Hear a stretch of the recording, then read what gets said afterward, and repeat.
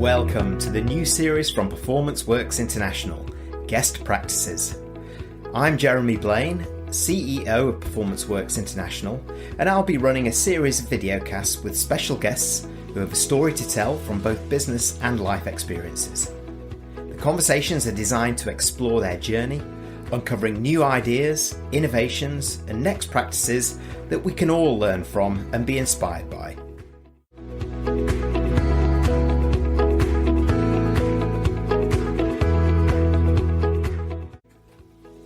For today's videocast, we welcome Paul Parker, ex-professional footballer, pundit, blogger, coach and social media commentator on all aspects of the game, domestically and internationally. Our discussion revolves around a hot topic in today's political landscape and corporate offices: bias, diversity and inclusion. Paul has fought discrimination throughout his career and brings his experiences and learnings to our conversation. Paul has worked for great leaders such as for Alex Ferguson, Sir Bobby Robson and more. During his career, Paul excelled as a footballer with Fulham, QPR, Manchester United and for his country, England. A journey culminating in the 1990 World Cup finals, arguably England's best performance at the competition since '66. Today he is active in the UK, Southeast Asia and wider as a pundit, blogger and coach. His passion for the game has never diminished. Our conversation will explore Paul's journey from being identified as a footballing talent through the difficulties of breaking into the game at professional level, the racism, abuse and challenges he had to deal with on a weekly basis, and, ultimately, how he made it past all of this to the very top of the game at both international and national domestic levels. Hey Paul, welcome. Great to see you again. How are you doing? I'm fine, Jeremy. Not bad at all. Great. Well, of course, we first met in Singapore. We're now back in the UK, both locked down for a little while. How's it been going with you? Now it's fine. Now the football's got going, it's made a difference.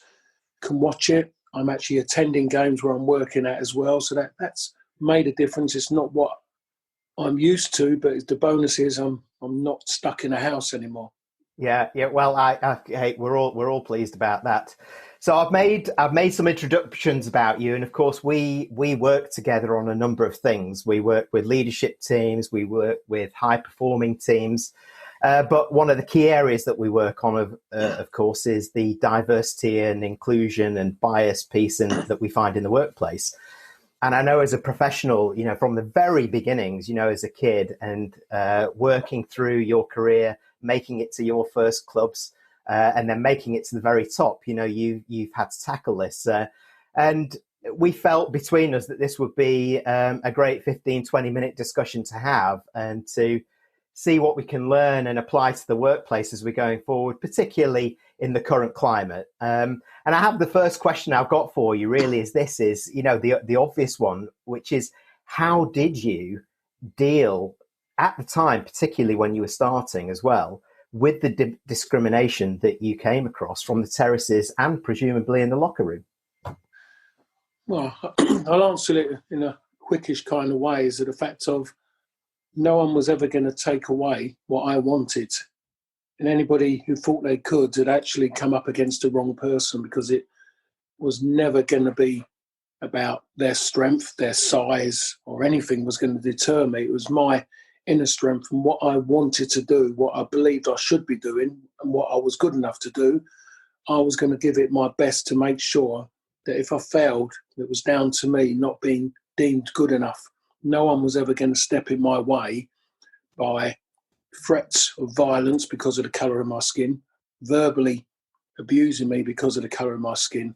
That was never going to stop me doing it. Never once did I ever show those people that they ever affected me. And I still believe that is always going to be the way to go, is never show weakness, because weakness only adds fuel to the fire. And these people react on the back of that, because same as anything, they're weak-minded. And, but what you're describing there needs not just kind of handling it in the moment, but it needs a great deal of mental strength, because I imagine there were times where it became a constant. So, what kind of coaching did you give yourself or, those people around you sort of to help you through that and to keep building that strength, keep that foundation of strength? I would say I didn't really have help from anybody. I had to deal with it myself, and the fact of that I had what I deem as good friends, and they're still all around me now because all my major friends are outside of football, and they were school friends.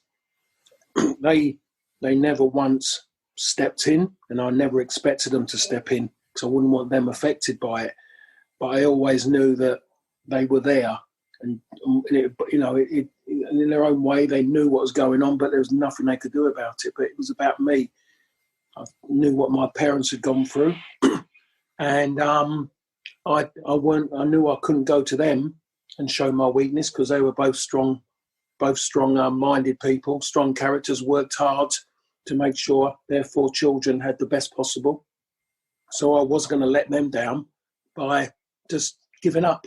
No one was going to be allowed to do it. And to be honest, all 4 of us are exactly the same. We're all quite strong-minded, quite opinionated, which people always do notice that way, but it stood us in good stead, and we've never stepped backwards from that moment on of, being kids and turning into adults. We're still the same way.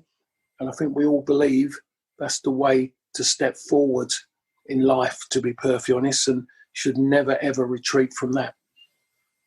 Well, it sounds like that you've got, and you've had from the very beginning, a great strength to deal with this. So presumably through your career, you've come across different challenges, of course, and in different ways, not just discrimination, but obviously, developing as a professional and all of that.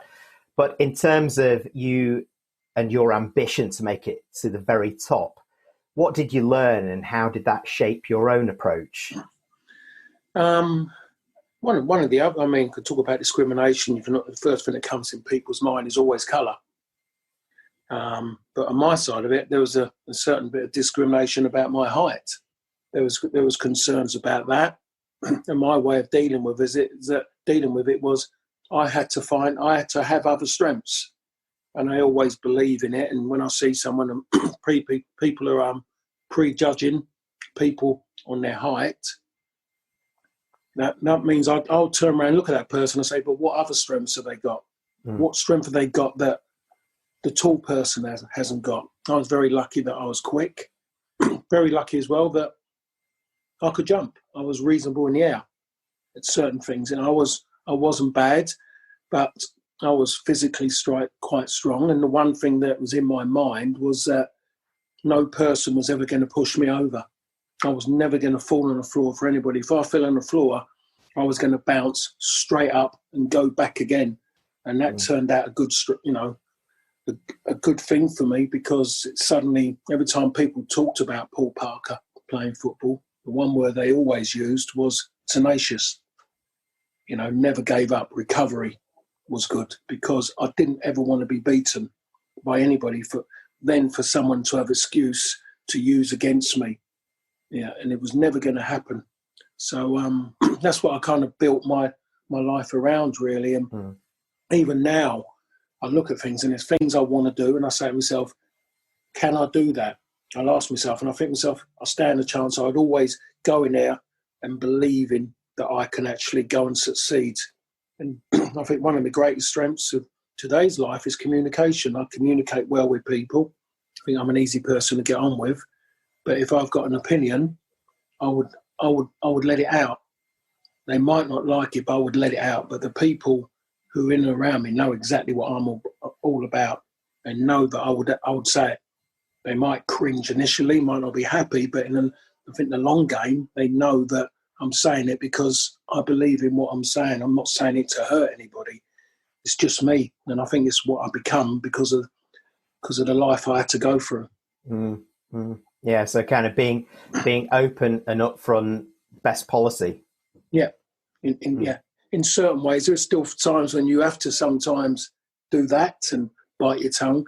But I think the majority, it doesn't matter. You can be the greatest friends in the world, and there's a reason why you're the greatest friends, because sometimes you can tell them the truth. It's going to hurt, but if you're that great of friends, it'll always get back to where it was previous. Yeah, that's what they say, isn't it? That's a definition of a really good friend who can actually have that conversation with you. Yeah. And I guess, as you're saying, we do try to be open and upfront in our communication zone when we relate it to any workplace. But sometimes we catch ourselves not saying the right things. We have to learn from that as well. But we also have to rely on our managers. Maybe a quick kind of supplementary question, and an obvious one, of course, is that you've worked for some of the best leaders, stroke managers, stroke coaches in the business, you know, from Jim Smith through to Sir Alex Ferguson and Sir Bobby Robson at national level. What did they give you in terms of either advice or role modelling that you took with you through the different phases of your career? If I was to, I'll start from scratch. I would say that it was the first manager, my first real manager, I would say, he was the one who gave me my debut, was Malcolm McDonald. He was very young at that time. Ex-Arsenal, right? Ex-Arsenal captain, yeah. And centre forward, Newcastle United, where is the God, number 9. But I was in a position in the game, and virtually it affected me, not on the pitch, is when I got in to the dressing room after what I had to endure on the pitch. Thankfully, we won the game, as we always do at that ground. Did always at that ground, I should say. And I kind of get in, and you could see that I was, you know, everything that happened on the pitch had suddenly come after the game. And he virtually just said to me, "What are you going to do?" And I kind of, "What do you mean? What are you going to do? Are you going to get on with it, or are you going to let it affect you?" And I kind of said, "Well, I want to play football." He goes, "So deal with it." There was no arm around the shoulder. There was no, "We can do this, we can try that." It's a case of deal with it. And given when that was, 1981, 82, it was the only way he could go. There was nowhere to go. So it was as simple as that for any player of a different race or anything. That was the only way he could go. Managers could only talk that way, because if they were to go a different way and want to try and speak on your behalf, they was going to hit a wall of their next line, their next tier they had to go to. So it was dog eat dog. So he said a bit to me to question me. I answered him in a positive, what he wanted to hear, and that was done. Jim Smith was a, excuse me, I got a bit of a frog in my throat. Yeah. Was my first, I would say, real serious manager, the one where I had to call him boss or gaffer. It was, you know, there was no like with Malcolm and all the ones who followed Malcolm, McDonald at Fulham. It was all the first names. Jim Smith was he was a Yorkshireman, South Yorkshireman, Sheffield boy, man boy. And he was, you could just see it. The moment it got there, it was boss. You just knew, you felt it. He had an aura about him. He was very aggressive, but he was really good.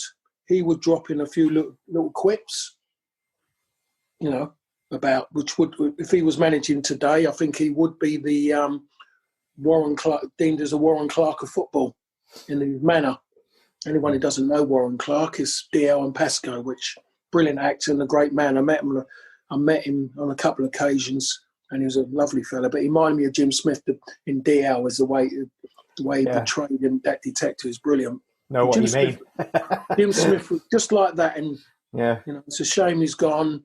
Didn't see him enough after I stopped playing, but he was just a good manager, and he made such a difference. He would come and say things to me in which, again, wouldn't work today. Wouldn't work with the players of today, the way they've been made. But it got me. It made a difference to me, because you want to go out there and you want to throw it back at them. Definitely throw it back at them. And he wasn't being anything racist or anything at all. It was just part and parcel of life in the UK at that given time, which I adapted to. I was used to it, and it got on with it. I was working, doing what I loved. Sir Alex Ferguson, again, a completely different kind of manager. You knew the rules when you met him. He didn't give you a book, you just knew it. From the moment you met him, you knew there was just something different. A man who wasn't a big man, but he had an aura. So it tells you that doesn't matter. Size doesn't mean anything. If you've got an aura, people sense it, and that's what he's got. Even up until I last saw him a few months back, he had that. Still had it. Always about that bit that got you a little bit flustered, and you had to really think about what he's going to say, then wait for him to come back, and then you're chilled because he's responded in a calm manner, and you can go on from there. And the players, knew the rules, and when I walked in, they virtually were. I knew myself then that this is completely different to being a Queen's Park Rangers player. You know, I'd gone from a bed and breakfast to a 5-star hotel, and that's how I judged Manchester United and the person who was at the helm. That's a great metaphor. Yeah. It's just the way he managed players. Collectively, he would get in there and he'll get it all out there. And again, I say it, but that's when men were men, and we accepted it. If you sulked, he would know it, but the players would know it as well, and they would judge you on the back of that. So you had a choice: get on with it or ship out if you couldn't deal with it. But then he had a way of individually managing you as well.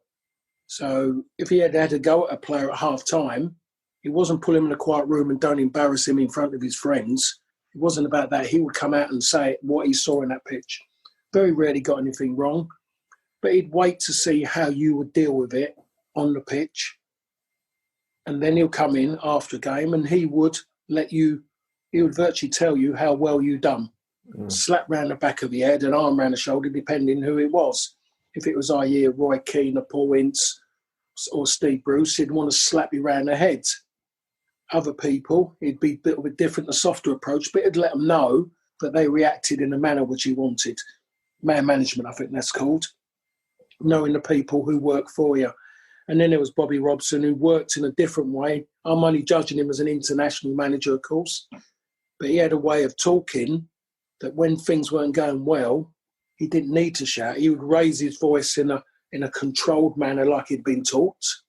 When he hadn't, it's only of today's managers who are taught, and you can see the ones who talk about it in their pre- and post-match interviews, the way they are, and they've mostly got someone who directs them on how to say it and the manner to say it.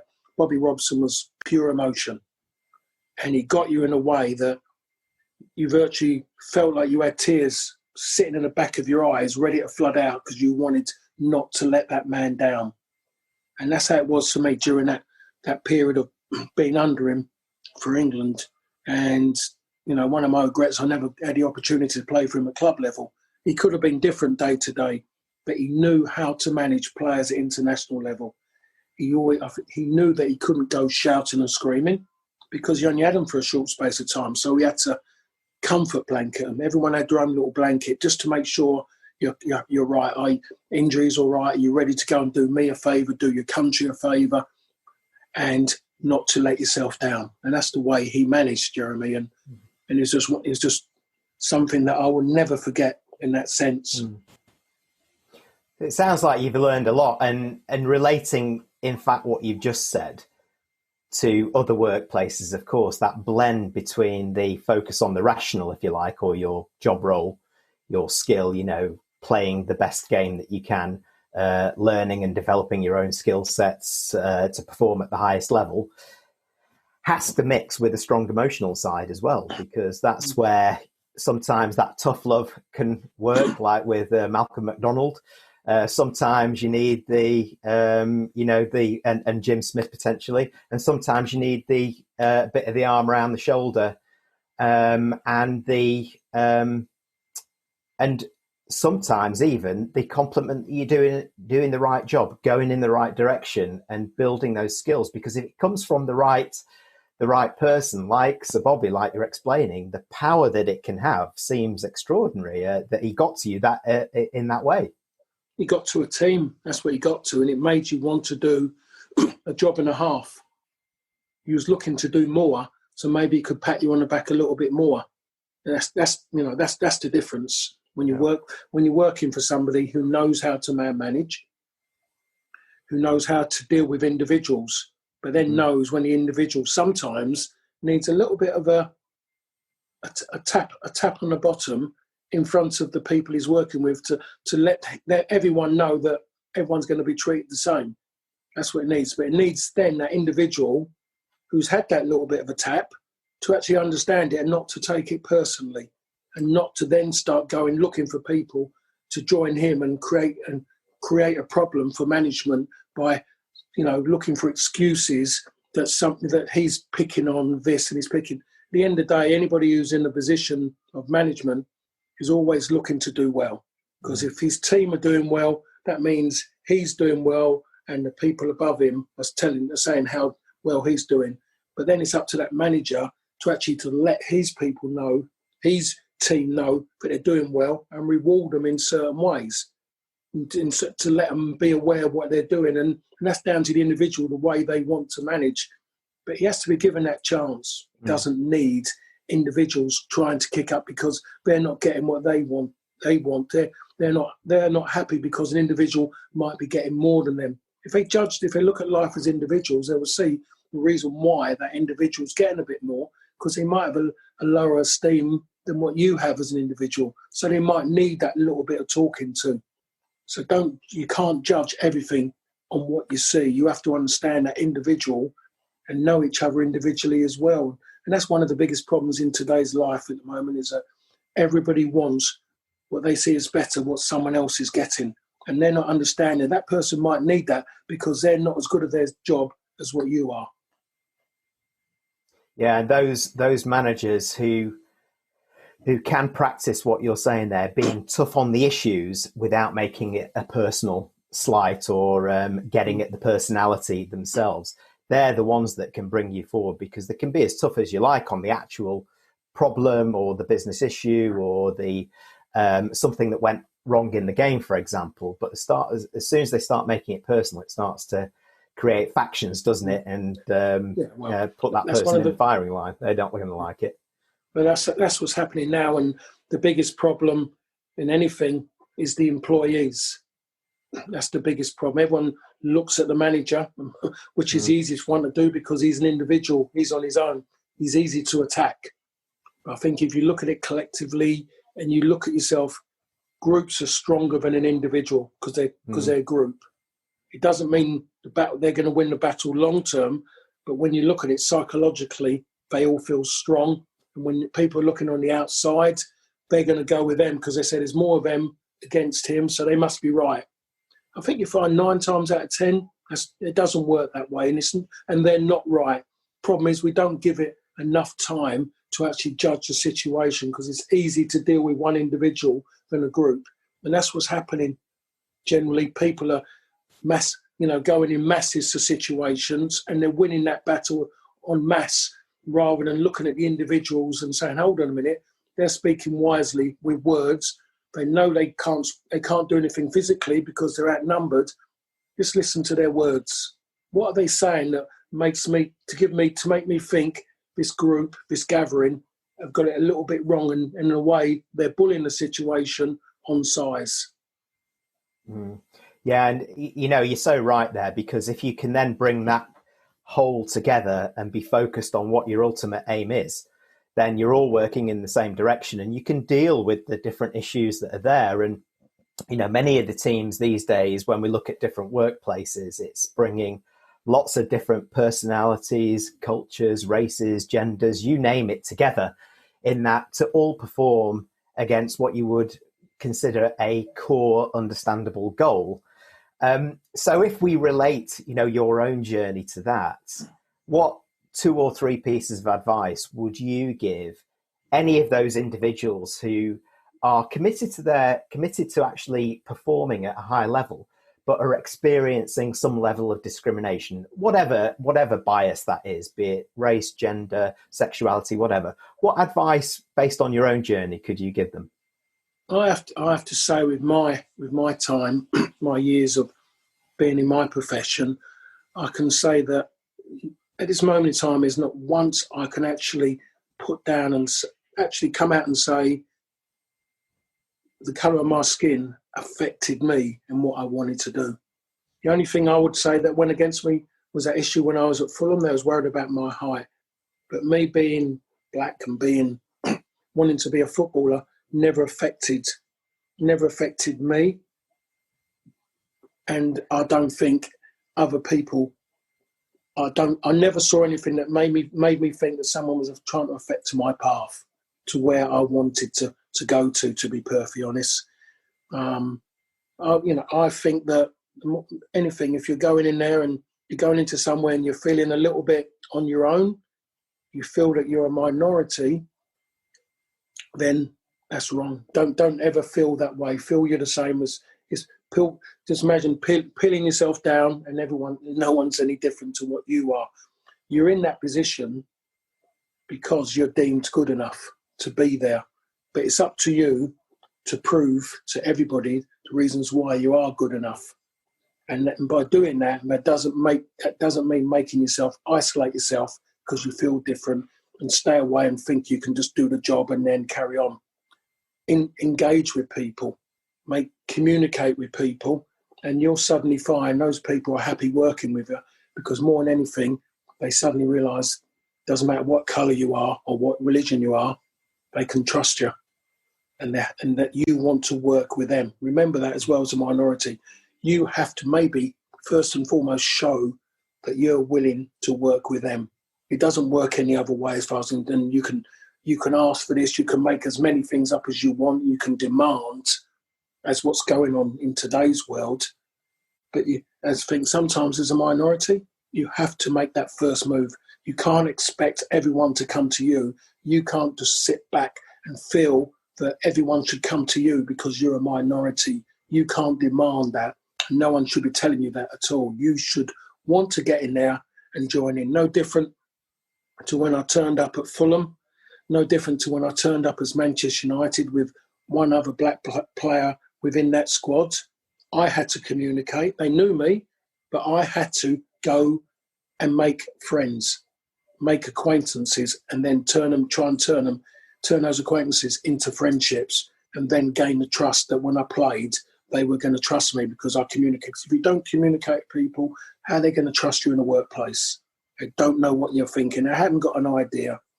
So one of the things, and I'll say it again, if you feel isolated, you feel a minority, go in there and test it. Go in there and talk and communicate. Go and find out before you start throwing out your negative words, your negative vibes everywhere. Mm-hmm. Yeah, and I mean, it goes back to something that you said first of all, which is, start with mindset, isn't it? Is like have that attitude to do that and then go in and take those actions. There are also, in reality, going to be things that are just outside of your control. People around you who won't embrace that, who won't welcome that, those initial sort of olive branches and willingness to work together, communicate, and so on. So what's the duty of an organisation to create the culture that allows this and brings everybody together, do you think, to help the process? I'm a person outside looking in because I've never been in that situation. Yeah. So I'm taking a punt. Yeah. Is that an organisation can only do so much. So I look at a football tournament, I would say I walked into, as I said, a 5-star hotel and everything was put in front of me. All the services are put there. But I had to go and join in. I had to go and intermingle. People were watching me to see what was I there for. Was I there to join in and go and join the tables, or was I just there to have my own single room and be on my own, go and play the games, play for myself, and go back to my individual room on my own? I believe everything is with the individual. The people around can only do so much, and then it's up to you. You can't ask that organisation to make friends with another across there. It's impossible. I couldn't go to Sir Alex Ferguson and say, I want to be friends with Mark Hughes, Brian Robson, Steve Bruce, and Brian McClare. I'm not fussed about Peter Schmeichel, Gary Pallister, Dennis Irwin. I want to be friends with them. I can't do that. It's impossible. My whole thing, my aim is to get all these players together. That doesn't mean sit them around and have a big talk and turn around and tell them, I know I'm different to you, so I just want to get on with you. It's going around and talking as a human being and somebody who's actually played football against you, who respects you and who wants to play with you to go and achieve a lot together. And that's what it should be always about first and foremost. There is too much at this moment in time looking as individuals and trying to push people into corners and saying, you can't do this, you can't do that, because you're not allowed to, because you're not going to get any help. I'll tell you what, unless you knock on a door, no one's going to answer it. It's as simple as that. It's true. And I think from my own experience, having led businesses and managed people, if I had somebody like yourself coming in to the business who is demonstrating this great openness, this will to collaborate and communicate, I would only add to what you've said by there is a duty of care, but from the leader or the manager who's in place there to create that culture and environment that allows that to flourish, that breaks down any of these bias barriers, whatever those bias lenses are, be it gender, sexuality, race, etc. And also to go one step further, if I see that effort being made on one side and I see a constant kind of barrier to that or undesirable behavior, I would absolutely have a duty of care to step in. That would be the due diligence, particularly in organizations these days, because this is so much more top of mind. I think even in your own career, you will have gone through those days where there was a lot of, let's call it banter, which was, on the edge, I think, which over the years had become less and less favorable. And you've got to be more and more careful about that, into more the modern era, into the 90s when you were playing, where, this was kind of more top of the agenda. So for other organizations, there is definitely that duty of care at organizational leadership level. But that goes really nicely with what you're saying, is that everybody who is in that situation has to own it as well. And they have to demonstrate those behaviors. Do you agree with that, what I said there? Yeah, I totally agree with what you're saying. So on my part, I think we just have to, on my part, I'd have to say is that when generally talking about it, black people have to understand, and when they go into anywhere, is that they're no different to anyone else. They have to go in there and believe it. They can't feel it. They'll go in there and they will go and serve that company or that business in the best way possible, more than anything for the company and then themselves. That's that is the way to work. And one thing that we have to remember as well, that black people do argue with black people. Black people do have fights with black people. That's the one thing that I think is a topic which doesn't seem to get talked about. It seems like it's dismissed. It's not mentioned. It's that way. It's a life thing. They do clash horns. People don't get on. It's not always the colour of your skin that makes it. It's going to cause the problem. It's just people not getting on because they don't work. And even if you don't work, you don't getting on. You don't have to turn it into anything else. I played football in, 3, 4, 5 clubs, whatever you call it. I talk about the main 3.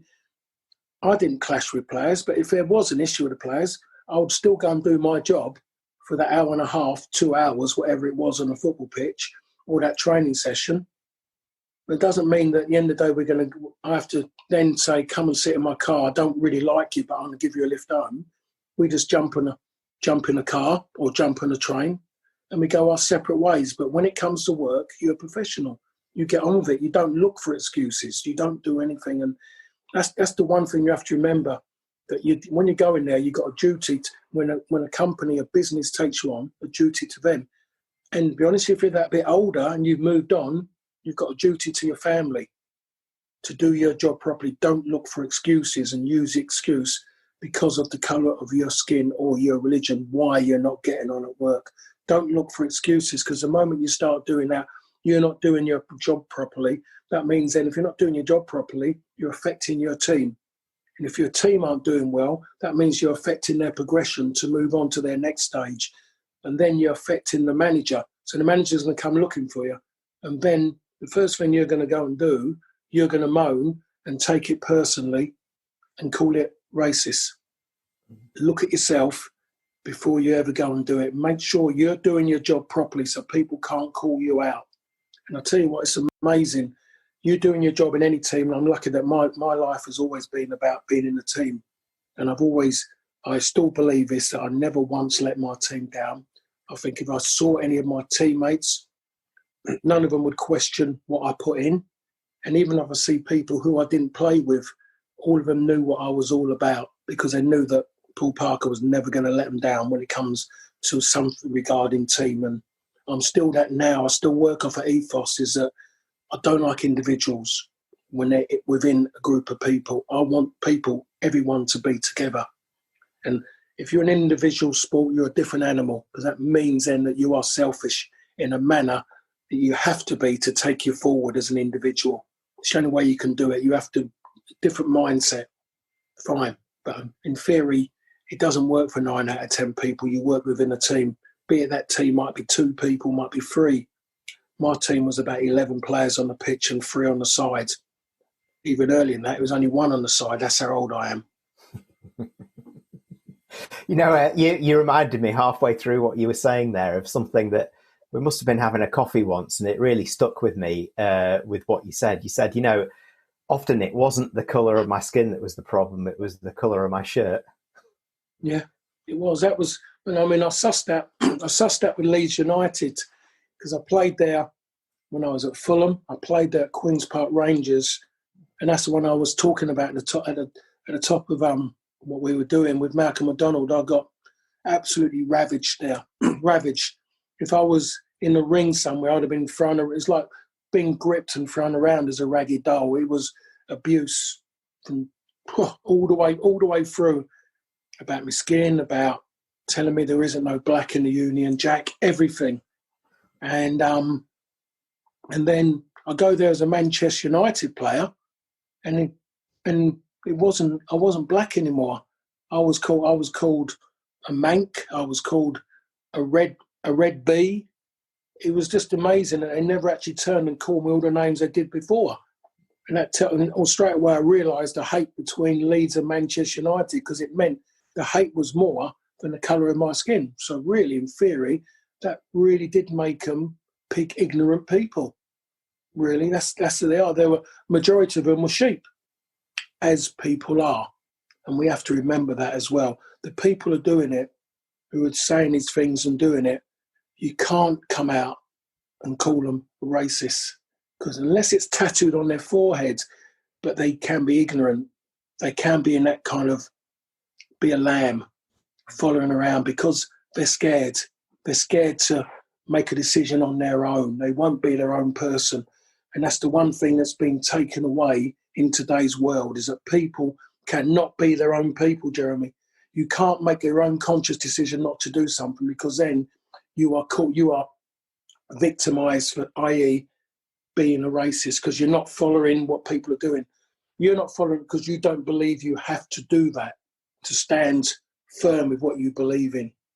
There's nothing wrong with standing firm with what you believe in. But if you don't want to, i.e., if you don't want to kneel down, you don't kneel down if you don't believe in that. But you still stand firm with what's going on in today's world.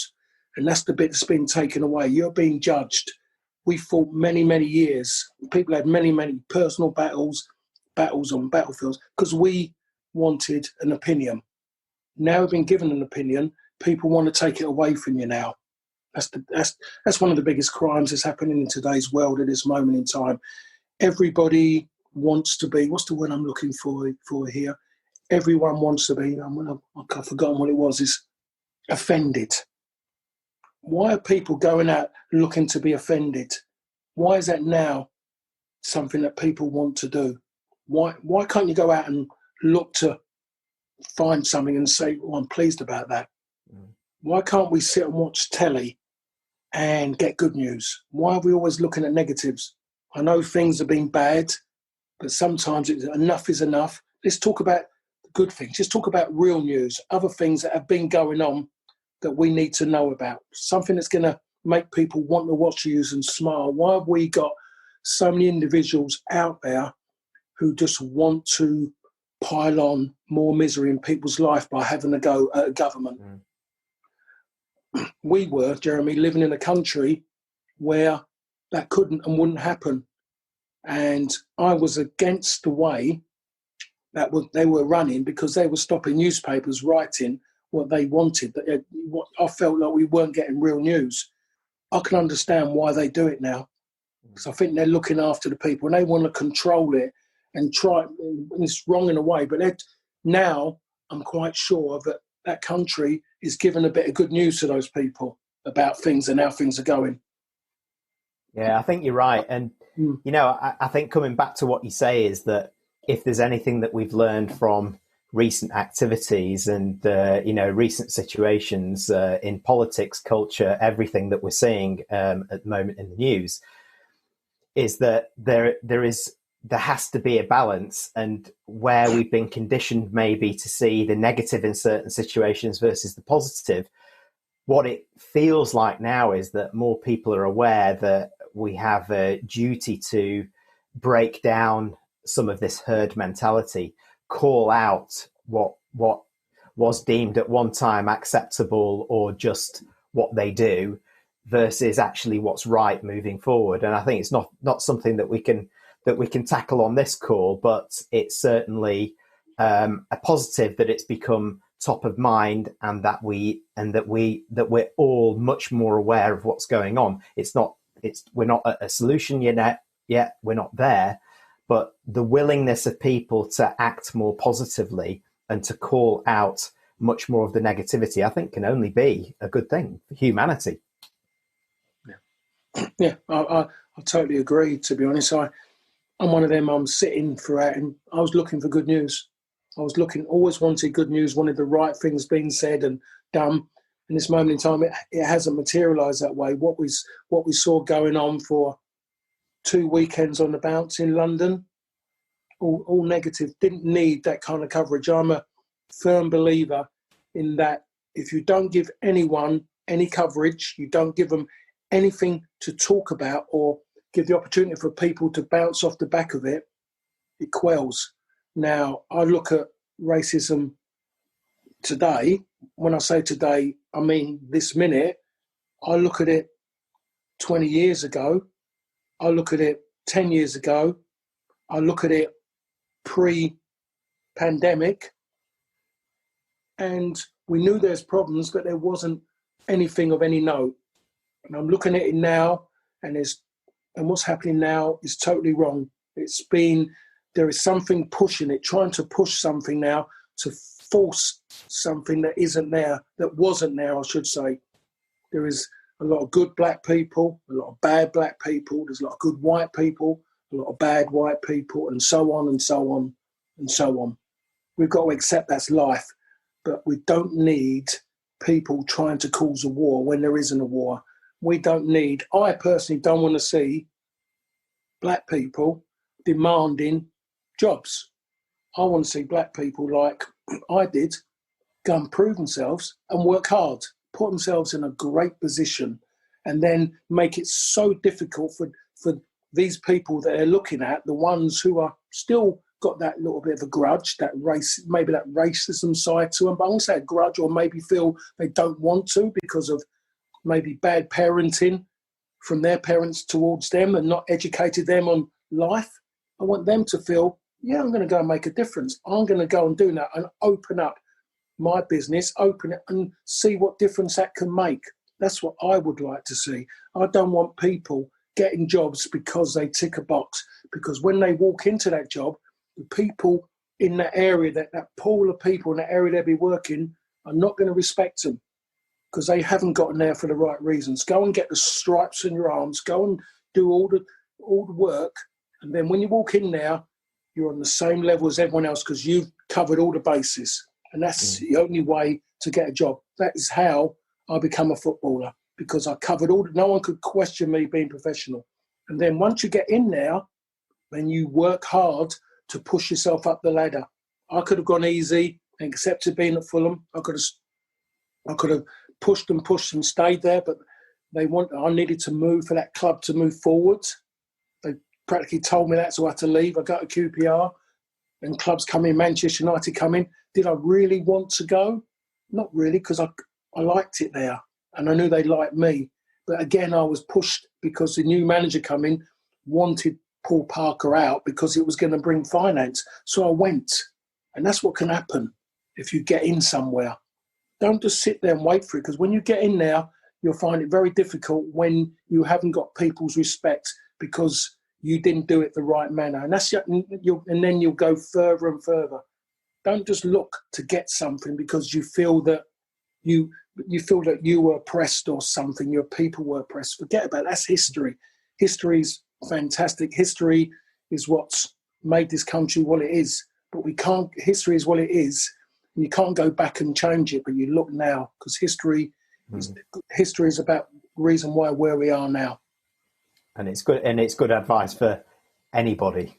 It doesn't matter, it doesn't matter race, culture, gender, sexuality. On one level, it's down to us as individuals to own it, and it's also down to those organisations who are hiring and creating a more inclusive, collaborative culture to create the right environment for those people to flourish and gain those stripes, as you're saying. So, and you did by your journey, and I know that journey, whether you were forced to move or made the choice to move, it's a new opportunity to learn new skills, to do new things, play with different teams, and you're always learning. So to end, because we've covered a lot within this chat, Paul. We've gone from the diversity, inclusion, and discrimination issue. We've gone into leadership. We've gone into a bit of management and performance and ownership of performance, and what's happening right now. If you consider all of that, and particularly your own personal professional journey, have there been any words of wisdom, and from who, of course, that have stuck with you along the way? There is one, and I think it's been said to me by a few black people along the way. I think maybe one of them might have been my mum, really, but it's always in my way is that they said to me, Paul, if you're going to succeed, you always have to be better than the white man. Have to be better. If you're the same, they're going to win. If you're better, they'll be forced to take you because you're better. And I live and die by that. And that's still here today as it was 45 years ago, most probably, over those, when it was said to me at that time. It's still the same now. You have to go and prove it. And there's nothing wrong with that. You can't expect anything different now. You're not owed anything for anything to be better now. You have to earn it. And that's the way to do it. Don't tell people or demand that people get something without earning the right, because it's not a long-term deal if you haven't earned the right to be there, because you're not going to be in the right frame of mind and suited to it unless you've earned the right, because you need that background, that base, that foundation to do anything in life. And if you haven't earned it or built that foundation, you will be found wanting, and then you'll be looking for excuses to why it hasn't worked out. And it's interesting with what you're saying. It's quite hard to hear that, actually, in some ways, in what you're saying. And I can understand that 40 years ago, deep discrimination, deep sense of racism, not just in this country, but in other countries. What we're seeing today, and it's society and governments which perhaps have the opportunity now, post-pandemic, post what's happening elsewhere in the world, from a socio-political perspective as well, to create that framework, create that level playing field for people of all races, creeds, colours, sexuality, gender, etc., so that people can flourish. And perhaps you're right, we're not there yet, but all of us have a duty to drive our governments and drive our societies towards that.